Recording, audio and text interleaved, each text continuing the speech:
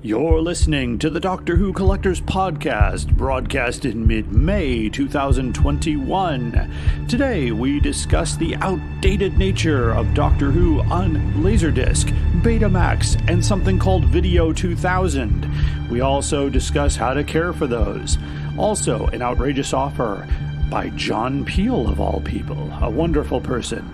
Anyway, that and much more, of course, including our bonus audio clip on the Doctor Who Collectors Podcast. And now, star of stage and screen, here he is, singing our theme song, Fraser Hines. They all say, who is Doctor Who? Where is he from? What does he do?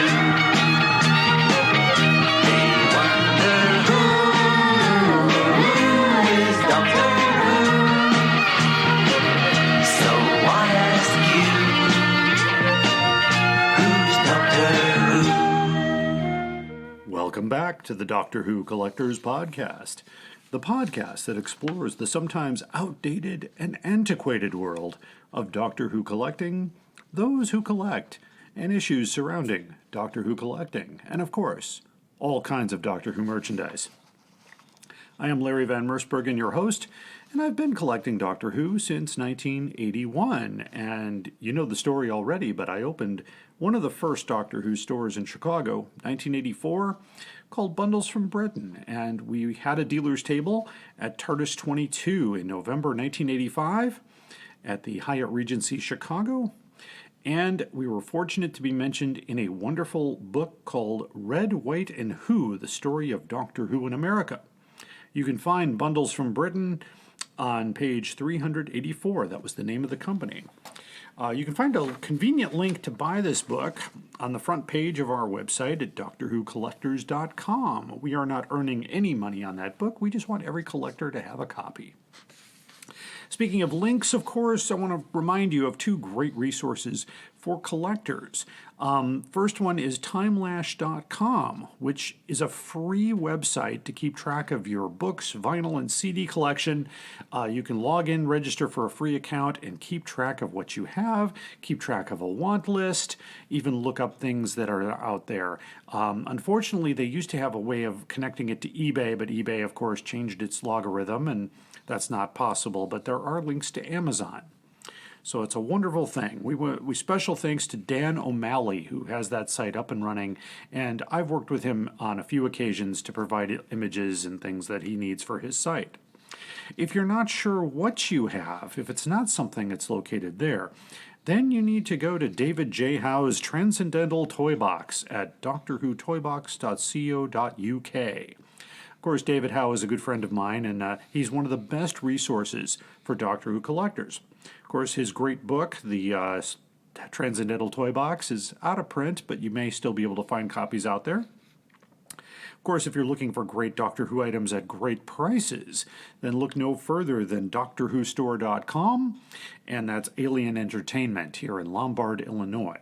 They have exactly what you need. You can visit our website at drwhocollectors.com to see the latest offerings from our sponsor, Forbidden Planet. Your purchases from our website through Forbidden Planet help keep this podcast on the air. Don't forget to sign up for Chicago TARDIS 2021, returning to an in-person convention this Thanksgiving weekend. Guests include Colin Baker, who plays the Sixth Doctor, Simon Fisher Becker, who plays the Dorian Maldivar character, and Sadie Miller, the daughter of Elizabeth Sladen, who is keeping Sarah Jane Smith alive and well in Big Finish. More to be announced. So visit chicagotardis.com to get your tickets, also information on autographs and photos and all the wonderful things that go with a great Doctor Who convention. And I am very honored to be the official collecting expert for Chicago TARDIS, so stop by and talk to me and see the Doctor Who collecting panel that we usually do. In person, you can see some of my collection up close. And if you want to check out the collection from the virtual convention, you can visit the Chicago TARDIS YouTube channel or their Facebook page streams. And my show is one of the most popular offerings from that convention. Our theme song, of course, is Who's Doctor Who, composed by Barry Mason and Les Reed, performed by Fraser Hines.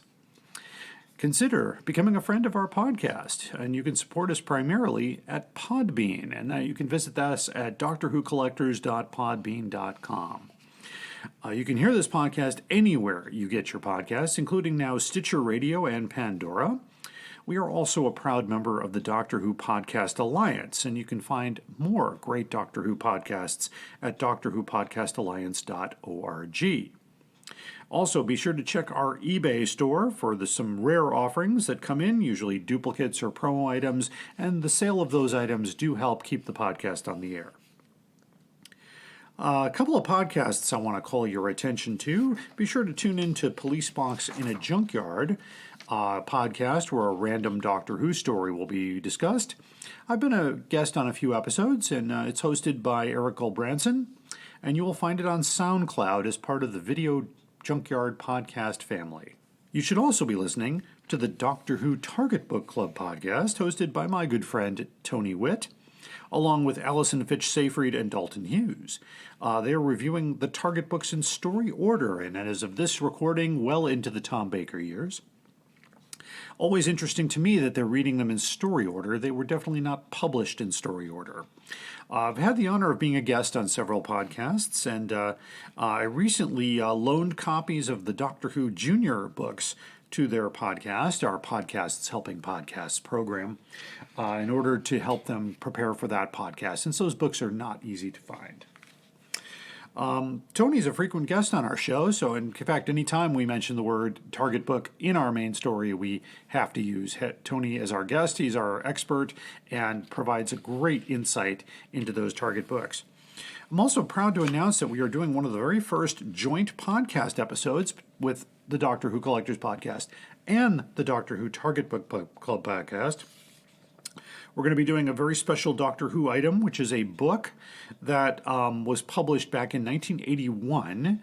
It is a fan-based book, and the canon has not been fully decided on it, but it involves the Fourth Doctor, and I'm not going to say any more. I don't want to spoil the surprise.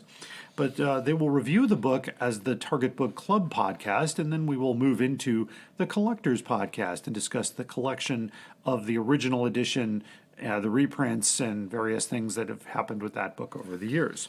So it should be very fun. It'll join us for the first time, and we'll soon reveal what that will be about, so stay tuned to both podcasts. After the break, I will talk about today Doctor Who on Betamax, Laserdisc, and video2000 formats. And if you have no idea what those are, you're going to know more in just a few minutes. You might have questions about that and how to protect those tapes. So along with collection protection, the most outrageous offer, and our bonus audio clip, stay tuned. I would like to invite you to take a trip across all of time and space. Join us in the police box as we discuss the worlds of Doctor Who in a completely random order. We discuss it all. TV stories, audio adventures, novels, nonfiction books, and on and on. I'm your host, Eric Branson. I would be very happy if you join me for the Police Box in the Junkyard podcast. The Police Box in the Junkyard podcast is a proud partner of the Video Junkyard podcast and can be found on most major podcast platforms including SoundCloud, Podcast Addict, Stitcher Radio, Google Play, and Spotify. You are listening to The Doctor Who Collectors Podcast. Hello, fellow time travelers, and welcome to the Doctor Who Target Book Club podcast, the only podcast to discuss, in story order, all the Doctor Who novelizations. My name is Tony Witt, and every 2 weeks or so, I'm joined by a 2 to 3 person discussion panel, including our so-called expert who's been a Who fan since 1979. That would be me. We also get the views of intermediate, casual, and novice fans who either have never seen the show or who have never read these books until these podcasts, including Dalton Hughes and Alison Fitch-Seyfried. You can find us on iTunes, Stitcher, Spotify, or wherever you find good podcasts, or even ones like ours. You're listening to the Doctor Who Collectors podcast. Enjoy your travels.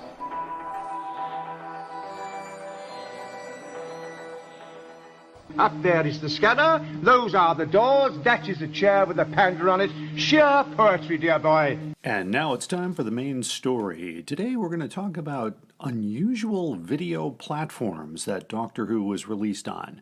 We all are aware of VHS, DVD, and Blu-ray, but here are three formats that actually commercially released Doctor Who stories. We start with Betamax, or Beta as it was called for short. It was a consumer-level analog recording and cassette format of magnetic tape for video, like VHS.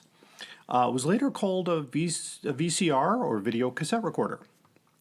The Beta machines were introduced in Japan in May of 1975 and then in the United States in November of 1979.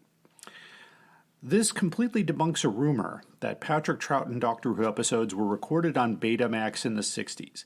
Not possible. They weren't invented yet. However, a local comic book store owner in Chicago, Larry Charette, did record The Mind of Evil in 1975 from Channel 11 in Chicago and sent his copy to the BBC, who used the color information to overlay the black and white print. It's not perfect, but at least it's in color. So Beta saves the day. The lowercase Greek letter B became the logo for Beta. It could be encoded for NTSC, PAL, or CCAM, and let me explain that. NTSC was the North American encoding, so the signal for North America. PAL for the UK, most of Europe, and Australia, which was the encoding for them. And CCAM, S-E-C-A-M, for the Asian countries. So that's the three different encodings for video formatting. They're still prevalent today.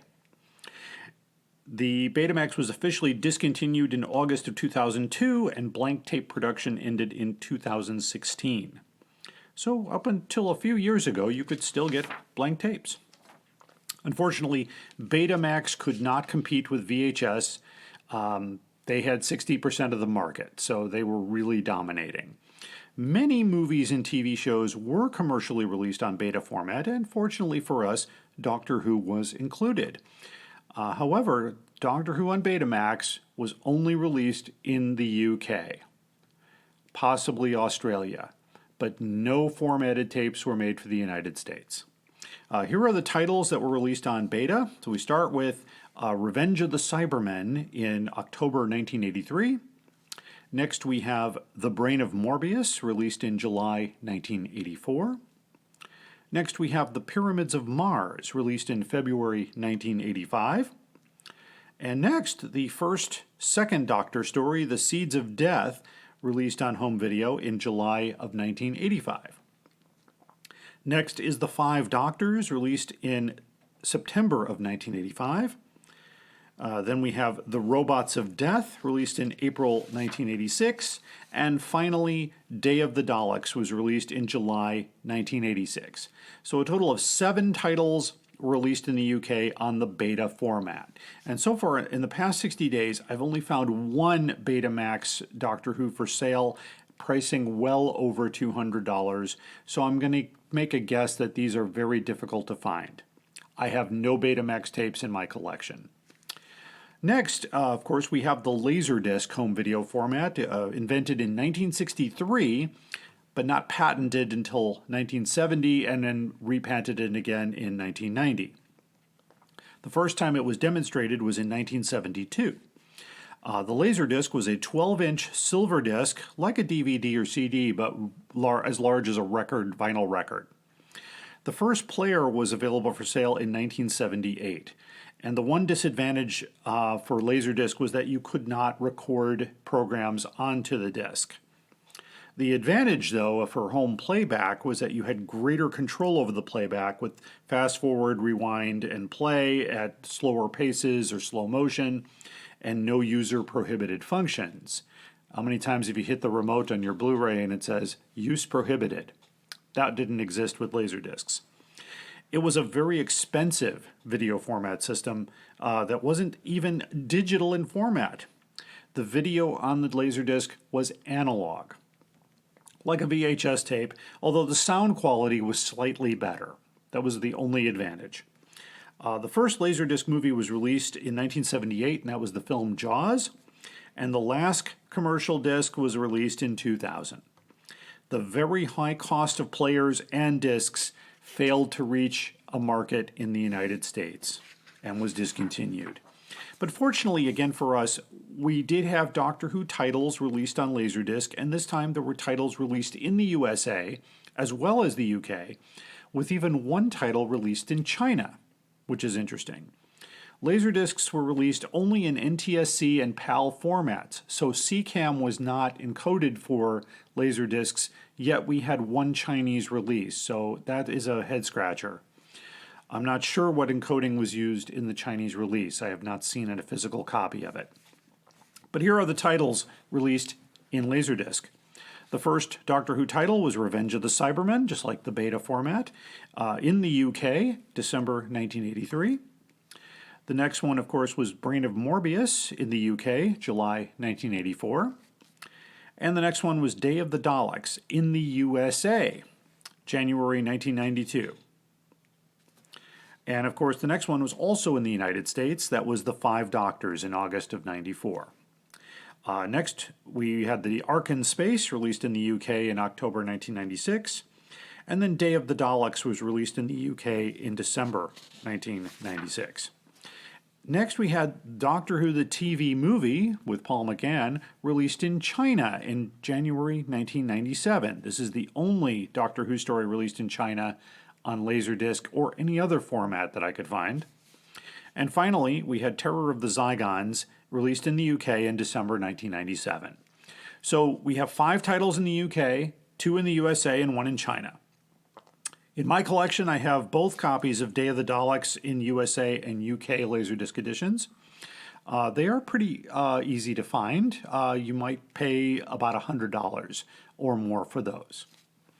Lastly, we have a very obscure video format called video2000, or video compact cassette. It was only available in PAL encoding, so you would only find these in the UK, Europe, or Australia. So they never made it to the United States. Video 2000 was first presented at the International Radio Exhibition in Berlin in 1979. Despite having some technical innovations, it was not a success, and by 1989 it was completely discontinued. It lost to VHS in the big videotape format war. As well, Beta didn't make it, or Laserdisc. This format, though, did have some advantages. It eliminated tracking control that plagued Beta and VHS. If you ever played a VHS tape and had to adjust the tracking, this was eliminated in Video 2000. The tape was auto-correct tensions when ejected, which meant that it completely made sure the tape was ready to use for the next time you played it.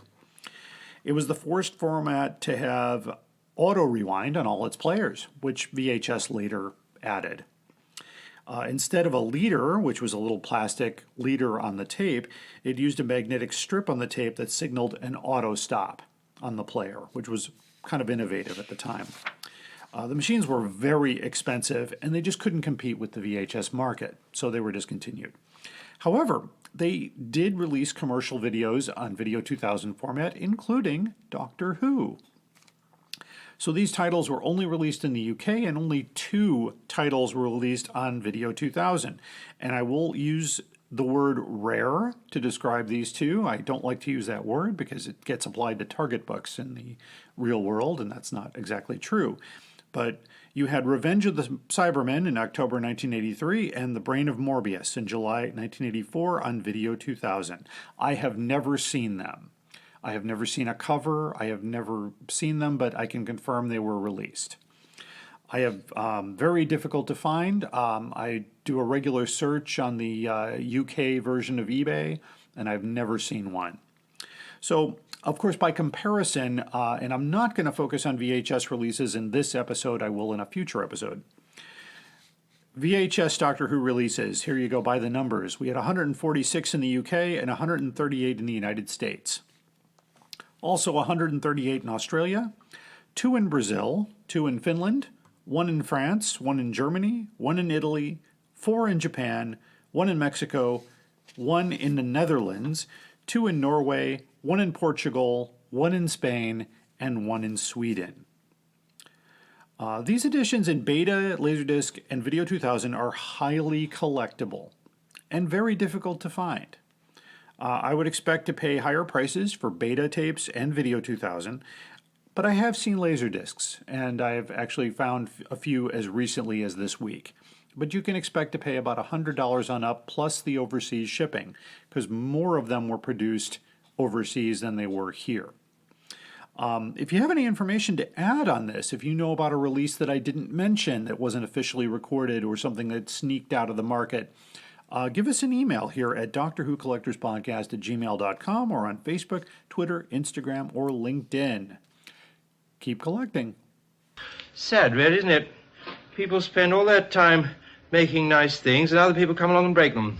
It's time for collection protection on the Doctor Who Collectors Podcast, and since today we talked about Betamax, Video 2000, and Laserdiscs, there's limited items out there to protect those items, but I want to talk about the ones that are available.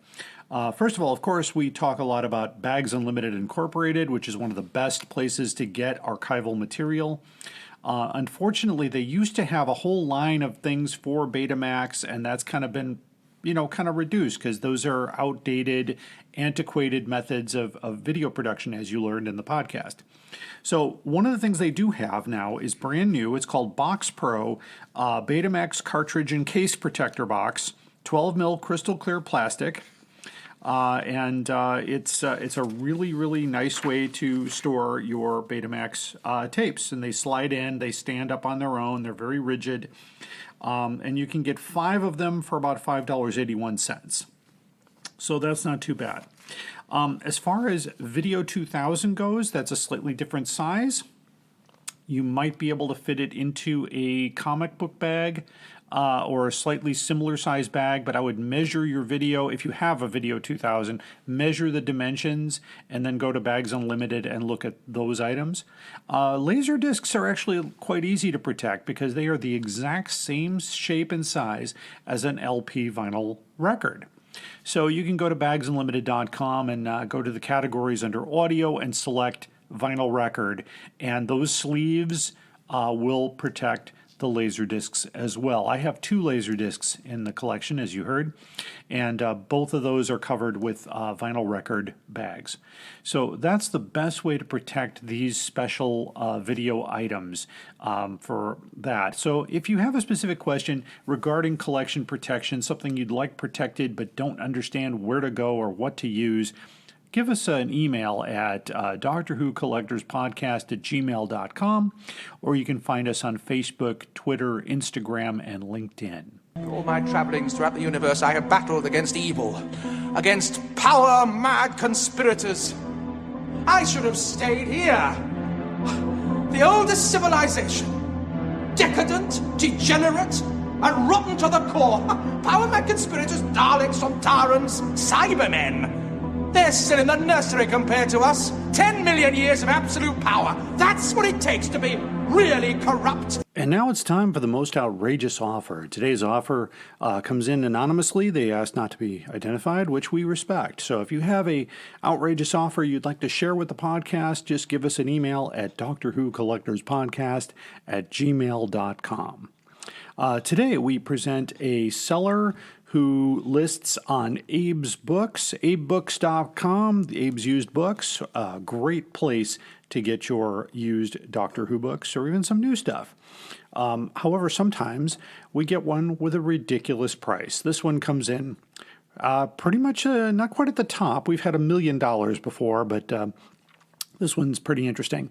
First of all, it's the Doctor Who Gallifrey Chronicles by my good friend John Peel.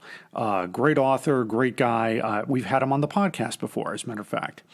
And the Gallifrey Chronicles, of course, came out in 1991, published by the Carroll Publishing Group. It's great book, so it's something that you can get. This seller is ABC Books from Iowa City, Iowa. They've been on the program before, and every time we list get something from them, their response to me was, "Oh, our auto pricing is wrong." I said, "Well, it's been up there for several weeks. I've sat on this one for a while just to see what would happen, and it's still there." But anyway, the book comes in at $2,000 with a $9.99 shipping. And so, of course, as we do our due diligence here to make sure that maybe, is it a rare item? No, not really. We've located copies of this book, new condition, for as little as $139.64, or if you're interested in a used copy, there are used copies for as little as $20. So there's no need to spend $2,000 on a used copy of the book, although this one says it's brand new. Even so, a brand new copy can be had for less than 1/10 of this book. So again, and of course, I always look at the description to see if they use what we call the forbidden word, and the forbidden word is rare. I just had on a Facebook group, we had a discussion about the overuse of the word rare, and especially when they apply it to Target books. I'm like, really? Because there were a lot of Target books published, and I think they do that to entice American sellers for the most part, who aren't aware that those Target books were published and distributed in the United States from the late 70s throughout the 80s. So there was an American distributor, and they, had thousands of copies of these Target books. There's a lot of them are sitting in used bookstores. They're not rare. I'm talking rare, like, for instance, the one hardcover Target book that I talked about on my podcast, The Web of Fear, which was supposed to be a monthly Target item with a magazine and a new hardcover with a reversible dust jacket. I think only 5 of those were made, and they were never sold. I would call that rare. That's how I apply that term. But in any case, Doctor Who's Gallifrey Chronicles, not a rare book, comes in at $2,000 plus $10 shipping, so not even free shipping for all that money. Again, if you see an item that is priced way too high, and we'll investigate, we'll take a look, we'll make sure that others can be found. Sometimes a price is what it is. I mean, I can't always argue that the market sometimes drives the price, but in some cases, we try to draw a line. Anyway, if you're also interested in just another note here, if you're collecting the Doctor Who classic hardcovers, on our website at DoctorWhoCollectors.com, we have a complete guide to the classic hardcovers, including W.H. Allen, Alan Wingate, Frederick Mueller, and White Lion, and also the Amaron Publishing from the United States. So give that a look, and thank you.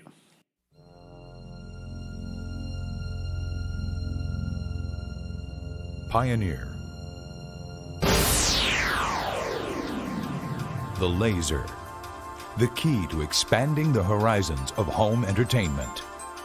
Integrating the pure digital audio technology of compact disc with the superior video quality and advanced features of Laserdisc. All formats, all sizes, one package. Surprisingly affordable. Meet the new center of your home entertainment system. Just choose your favorite music from CDs or your favorite videos from Laserdisc. Thousands of your favorites, with thousands more on the way. From classical to classics. Of all the gin joints in all the towns in all the world, she walks into mine. From blockbuster features